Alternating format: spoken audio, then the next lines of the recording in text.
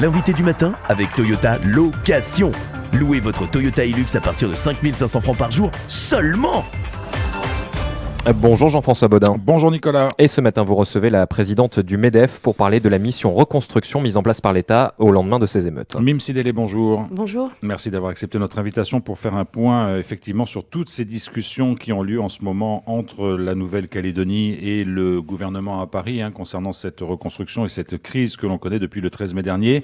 C'est vrai on sait qu'il y a une mission reconstruction qui a été mise en place par le président de la République, mais il y a plusieurs instances qui sont activées régulièrement et qui travaillent justement sur la relance de l'économie ou en tout cas ce qui peut aujourd'hui être encore sauvé. Quelles sont ces instances? Comment vous travaillez? Qui y participe? Parce qu'on a l'impression qu'il y a beaucoup de choses en place et que la coordination est difficile à imaginer. Mais écoutez, déjà, il faut savoir qu'on a commencé à travailler quasiment tout de suite avec le gouvernement et avec l'État, effectivement dans différents dispositifs.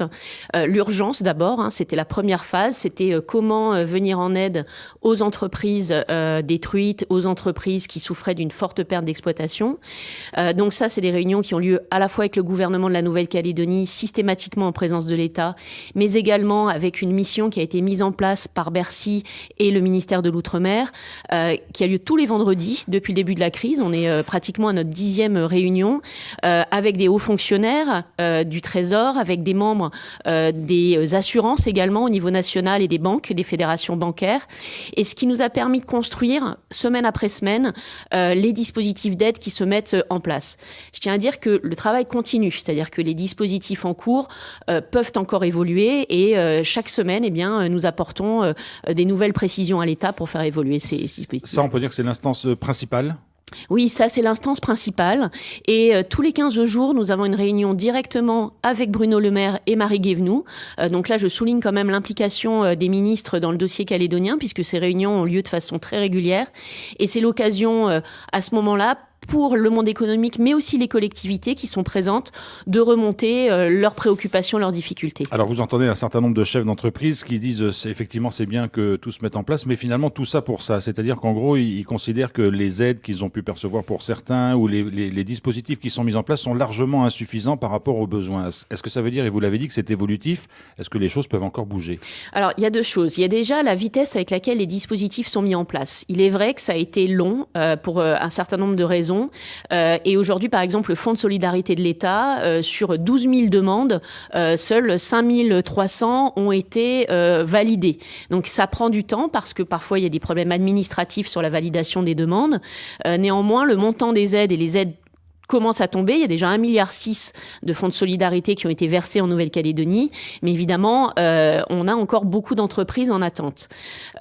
Il y a eu très rapidement des reports bancaires notamment. Donc ça, c'est vraiment une très très grosse partie pour les entreprises, mais aussi pour les particuliers.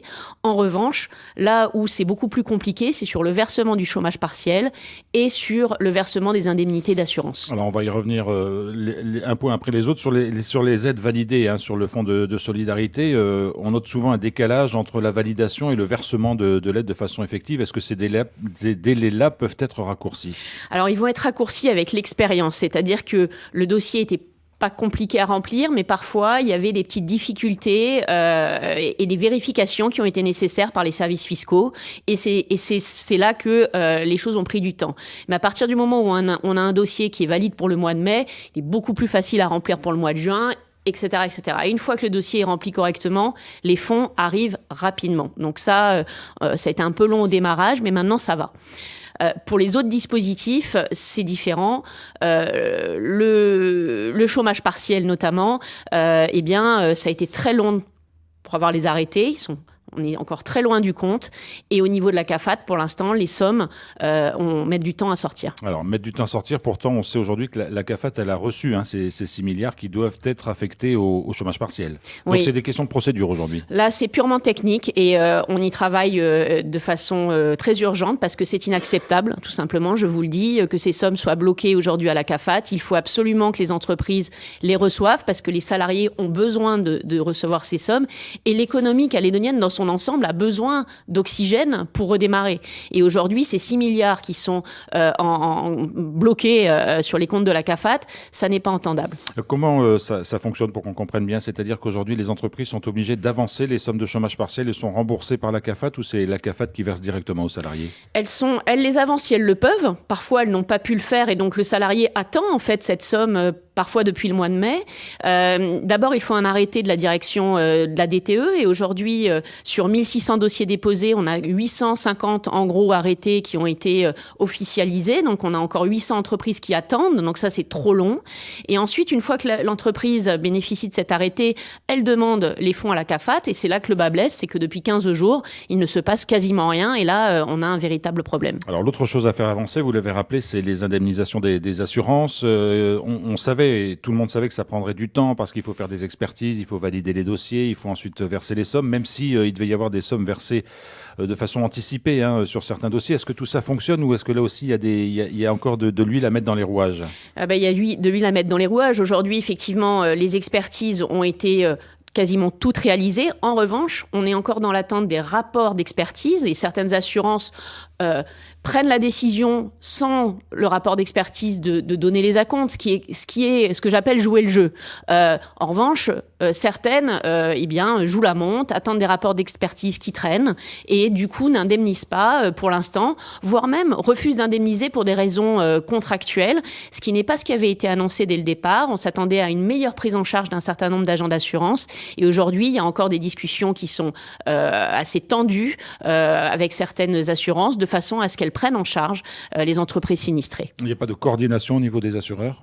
Si, alors les assureurs sont coordonnés. Néanmoins, ce sont des entreprises privées, indépendantes, qui sont gérées de façon indépendante. Et aujourd'hui, même si évidemment il y a une coordination et des échanges collectifs à Paris et localement, chacun gère son entreprise. Alors Mime Sidélé, vous l'avez dit, il y a eu cette phase d'urgence de mise en place des aides avec des dispositifs qui doivent encore évoluer pour être un peu plus efficaces qu'ils ne sont aujourd'hui dans certains cas.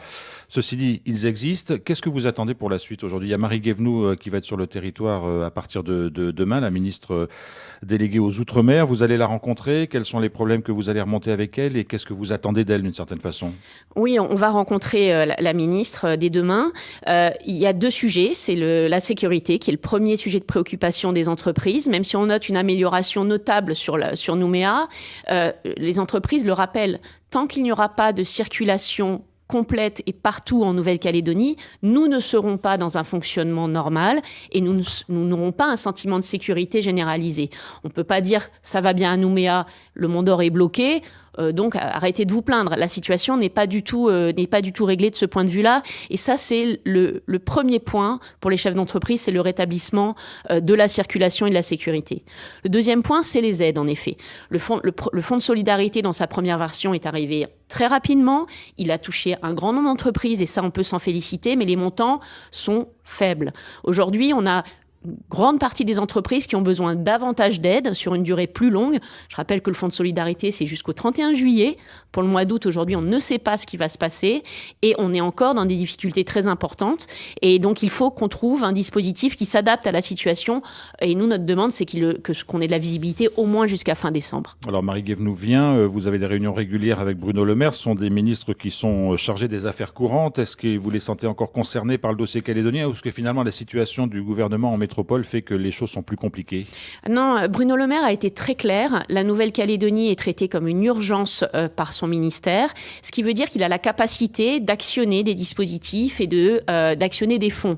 Ça, c'était extrêmement important parce qu'on aurait pu imaginer effectivement que tout s'arrête, ce qui n'est pas le cas. Et je le précise, les réunions se poursuivent et le ministre Bruno Le Maire nous l'a clairement dit, la Nouvelle-Calédonie reste traitée sous le mode de l'urgence. Donc ça, je pense que c'est partagé. C'est un message qu'on a pu échanger avec nos députés. Emmanuel Chibaou, Nicolas Metzdorf ont rencontré le monde économique avant leur départ sur Paris. Nous avons des contacts avec eux et l'idée, c'est qu'ils portent d'une même voix les préoccupations du monde économique calédonien à Paris. Alors, ce qu'on entend dire de la part des parlementaires, mais aussi du monde économique, c'est que pour l'instant, l'État a mis en gros 30 milliards sur la table sous différents dispositifs et que c'est largement insuffisant par rapport à ce qu'il faudrait. Ça veut dire quoi? Ça veut dire qu'il faut une somme globale ou il faut avancer petit pas par petit pas pour que finalement ce qui soit payé corresponde vraiment à la réalité des choses? La reconstruction de la Nouvelle-Calédonie va demander des moyens considérables, on en est tous conscients. L'État aujourd'hui demande des réformes en profondeur et je dirais que le monde économique là-dessus rejoint l'État. C'est-à-dire que oui, la Nouvelle-Calédonie va devoir se réformer et donc il y a une forme de travail en commun qui va être demandé à la fois aux élus pour travailler sur nos institutions, sur le budget de la Nouvelle-Calédonie, sur le coût du fonctionnement de nos administrations et au monde économique qui doit aussi se réformer, on en est bien conscient. L'État attend des réformes sur la fiscalité, des réformes sur la libéralisation de notre économie, sur un grand nombre de sujets. Et je pense que c'est une bonne méthode parce que si on finance sans modifier ce qui n'a pas fonctionné, eh bien, malheureusement, les résultats ne seront pas là.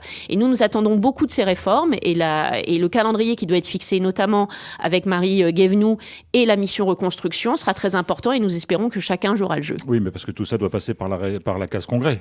Tout ça doit passer par la case Congrès, mais j'espère que les élus sont conscients des difficultés dans lesquelles nous sommes. Nous avons sollicité, je le note, une audition du Congrès que nous n'avons aujourd'hui pas eue au niveau du monde économique. Nous espérons une rencontre avec le Congrès parce qu'il...